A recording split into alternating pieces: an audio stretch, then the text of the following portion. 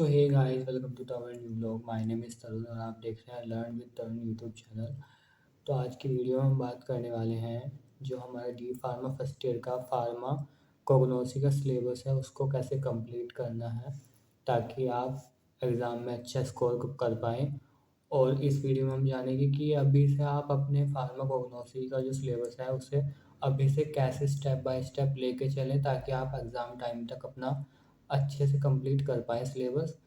तो आज की वीडियो में हम यही जानेंगे। तो इस वीडियो को मैंने 3 कैटेगरी में डिवाइड किया है।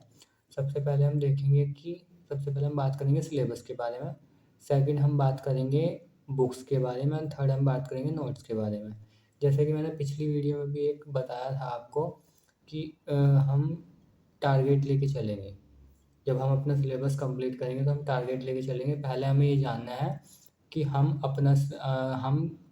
अपना जो टॉपिक है वो कितने दिन में पढ़ सकते हैं, कौन सा चैप्टर है जो हमें कितने दिन में कंप्लीट करना है, कितनी देर में कंप्लीट करना है। ये चीज़ आपको ही देखनी है। ये चीज़ आपके ऊपर ही डिपेंड करती है कि आप उसे कितनी देर में कंप्लीट कर रहे हैं। अगर आप खुद का मन नहीं बना लेंगे पढ़ने का कि हाँ, मुझे इतनी देर में कंप्लीट करना है, जब तक आप नहीं कर सकते। कोई आपको बोलने लगे कि नहीं तुम अभी पढ़ो, तो आप नहीं पढ़ने के। जैसे आप खाना खाते हो अपनी मर्ज़ी से खाते हो, कितना खा रहे हो, कितनी क्वांटिटी में खा रहे हो, वो भी आप अपनी मर्ज़ी से खाते हो। तो पढ़ाई में भी यही है कि जब आप खुद बैठोगे पढ़ने, जब तक आपका खुद का मन नहीं होने का पढ़ने का, आप नहीं पढ़ सकते।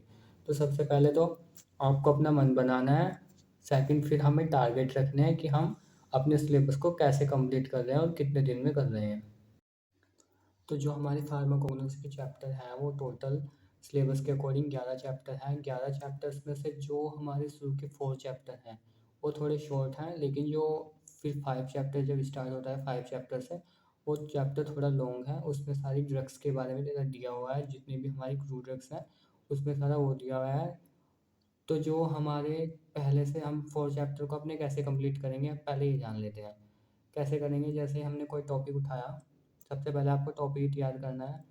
आपको ये नहीं कि आप क्वेश्चंस के पीछे भाग रहे हो, क्वेश्चंस के पीछे नहीं भागना। जब आपका टॉपिक क्लियर होगा, चाहे कहीं से भी क्वेश्चन आ जाए, आप तुरंत उसको कर लोगे। तो सबसे पहले हमको टॉपिक उठाना है। जैसे हमने टॉपिक उठा लिया, सेकंड चैप्टर है क्लासिफिकेशन ऑफ फ्रूट ड्रग, तो जैसे फ्रूट ड्रग का टॉपिक उठाया। फ्रूट ड्रग के बारे में टोटल आप सारा पढ़ लो, कितने टाइप के होते हैं। 6 टाइप के फ्रूट ड्रग होते हैं। जो 6 टाइप के क्लासिफिकेशन है, जब क्लासिफिकेशन करते हैं हम फ्रूट ड्रग की, तो वो 6 टाइप के हैं।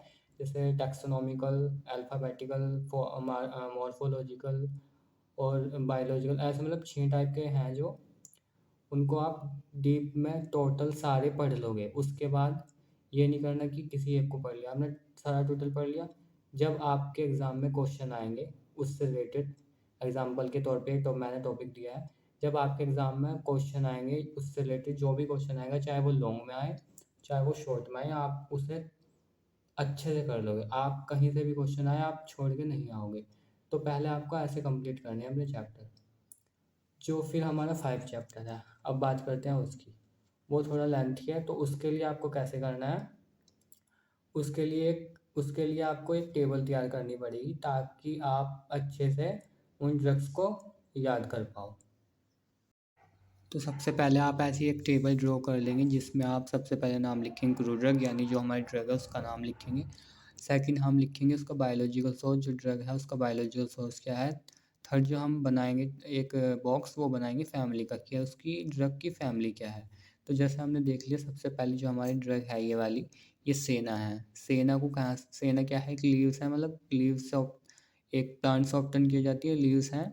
जिसका बायोलॉजिकल सोर्स हो गया केसिया एंगोस्टिफोलिया, ये इसका कैसिया एंगोस्टिफोलिया इसका बायोलॉजिकल सोर्स है। और उसकी जो फैमिली है वो लुगुमिनेसिया है, जो लुगुमिनेसिया इसकी फैमिली है। ऐसी जो 3 फैमिली हैं, ये तीनों फैमिली मैंने एक जगह लिख दी क्योंकि जो तीनों फैमिली जैसे बिलोंग करती है जौन सी ड्रग, उनके नाम मैंने यहाँ पे लिख दिए। जैसे ये पेट्रोकार्पस है, इसका बायोलॉजिकल सोर्स ये है ड्रग जूस, मतलब ये कोई प्लांट है जो इसके रक्त से प्राप्त होता है ये। तो पेट्रोकार्पस मार्पोपियम, ये इसका बायोलॉजिकल सोर्स हो गया, और उसकी फैमिली भी लिगुमिनेसिया है। आप इस टाइप से टेबल को एक ड्रॉ कर लेंगे और आप इस टाइप से लिखोगे। सेकंड हमारा क्या है, ये देखिए बेलाडोना, ये बेलाडोना जो एक ड्रग है उसका ये भी लीव्स से ओपन किया जाता है, प्लांट से लीव्स होती हैं इसकी।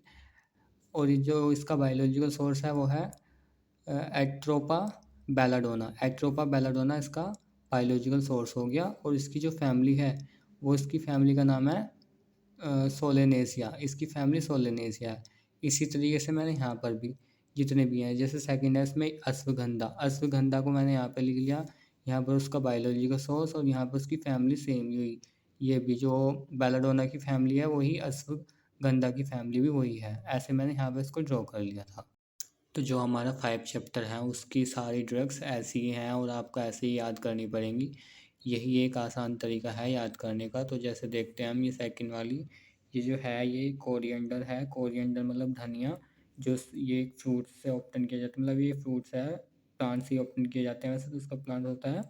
जो इसकी फैमिली है वो सॉरी जो इसका बायोलॉजिकल सोर्स है वो कोरिएंडरम सटिवाम है। और इसकी जो फैमिली है वो यूम्बेली फेरिया, ये इसकी फैमिली है। ऐसे ही और ऐसे ही एजाफोर्टिडा। एजाफोर्टिडा का मतलब होता है हींग। जो हींग आती है खाने में भी डलती है इसका, ये जो खाने में भी डलती है हींग, तो ये हींग है। एजाफोर्टिडा बोलते हैं इसको साइंटिफिक लैंग्वेज में, मतलब फ्रूट ड्रग है ये भी एक।